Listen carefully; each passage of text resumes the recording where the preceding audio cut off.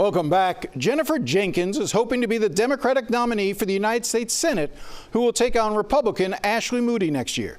Jenkins became a Democratic star when she ran and won a school board seat in the Republican stronghold of Brevard County. Now, normally I start an interview like this by asking, why are they running? But instead, we started with the issue of political violence. Did you look at what happened in Utah this week or any of the past acts and think to yourself, why do I want to put myself in that position? Did it give you any second thoughts? Yeah. First, I do want to acknowledge what happened to Charlie Kirk, because he's a human being and he's a father. And no matter how much I didn't disagree with the majority of the things that he said, political violence is never acceptable. I appreciate that question, because I'd be lying if I said I didn't. After I heard the news, I felt very uncomfortable. I did.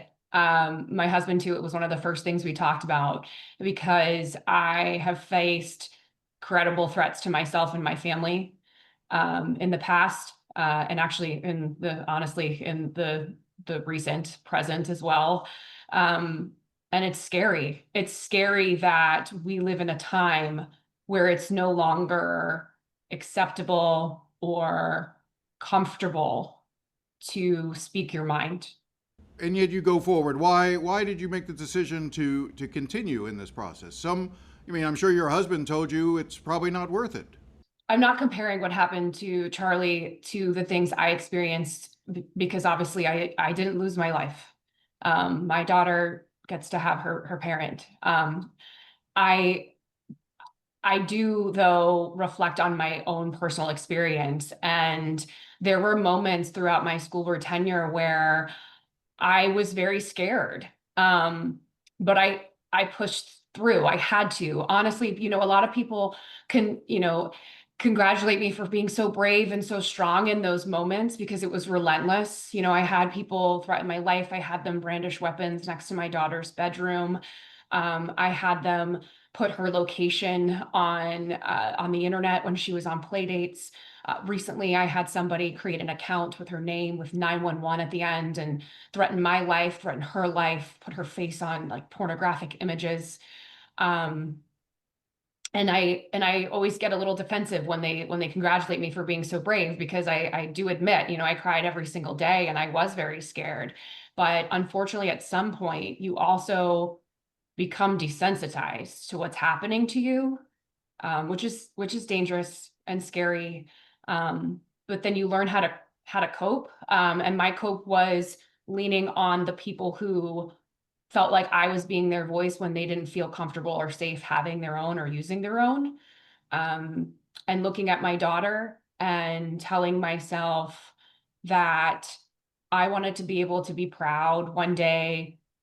Not that I would shame anyone for backing out in these situations, because they're scary and they're truly dangerous. But I wanted to personally feel proud to tell her that I didn't back down, and to create a strong example of a woman for her. I was watching the press conference the day Charlie Kirk was shot, and the Utah governor spoke in a way that I definitely relate to. He just said our country is broken and he doesn't know how to fix it. And I don't think there are true words that have been spoken. How do you think we got to this point? I agree. I do think we're broken. I think we've got sucked into this divisive culture, where we use moments of grief as a weapon, instead of a moment where we can share humanity. Yesterday was the anniversary of 9/11. I lived there when that happened. That was a horrible, horrible, tragic moment, but it was a moment where we all came together in a moment of humanity. And I think it's been a really long time since we've reacted in that manner to something tragic. And I think as leaders have a responsibility, yes, to tell the truth, yes, to hold people accountable, but to set the tone, that we can disagree.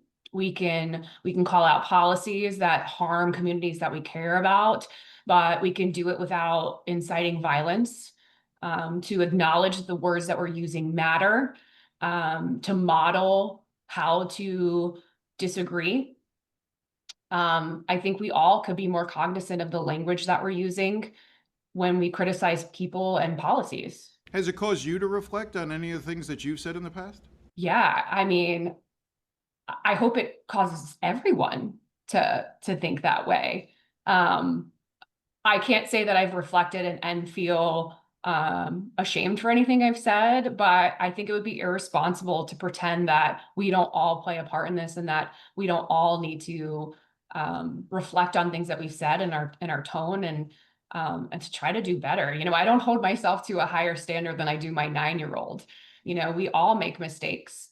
We all use words and tones that we shouldn't, and we need to reflect on those and change it and try to do better next time. This is a big jump to move from a school board to running for the United States Senate. Why this race? Why this moment?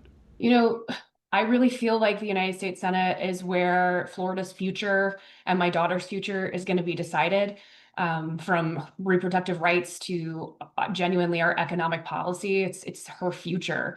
And if we want to talk about how we want different outcomes, we're going to need different people who are sitting at that table, people like myself who know what it's like to struggle every single day with rising costs, whether it's our homeowners insurance or groceries and gas. Someone who wants to defend public schools so every kid has access to opportunity, and someone who's willing to stand up against political extremism and the divisiveness and just try to set a different tone. You know, I think it's time that we no longer have career politicians who are continuously running for these offices. We need a fresh start in Washington with leaders who will genuinely put people first. For those who don't know much about you, and there's a lot of folks in South Florida here who may not know who you are, how do you introduce yourself? How do you describe yourself? What's your background? Yeah, I am an educator. I'm a licensed speech language pathologist. I graduated from UCF. I'm married to a middle school civics teacher who's been teaching for, I think, 16 years now. And I'm a mom to my beautiful little girl, Olive, who just turned 9 this summer, who goes to public schools. I am someone who grew up in a working class family. My mom had an autoimmune disease my whole life. Unfortunately, she passed away 2 years ago. My dad worked in law enforcement in New York City. I am a everyday person like you. I've worked 2 jobs since I graduated college because, you know, we're both educators working in the lowest paid state in the country. I know what it's like to worry about affording daycare for my daughter when she was born. You know, 2 weeks ago, my air conditioning went out. I know what it feels like to freak out that I have a $7,000 bill that I'm not prepared for. And I'm just someone who truly wants to hear from you, even if we aren't registered to the same party, because I just truly believe that we can continuously learn from one another, and we truly need representatives who are willing to do that. Florida is a state that overwhelmingly now favors Republicans. How does a Democrat win in the state of Florida? I think too often Democrats are talking at people instead of listening to them. I think that we have to admit that in some instances we've walked away from entire communities because we feel like it's too hard to win them or to win them back. We stop showing up in places where people are hurting, and we fail to connect policy to their everyday lives. You know, I live in a mid-sized, deep red county. I won by doing the exact opposite of that. I showed up, I listened, and I built trust across party lines. My county voted for Donald Trump by 17 points that year, and I defeated that Republican incumbent who was well known by nearly 10. So I think as a statewide U.S. Senate candidate, it's imperative that we go everywhere. We talk to everyone, we listen to everyone, and we make sure that no community in Florida is feeling like they're being written off, because that's how we build trust and that's how we win. We'll be right back after.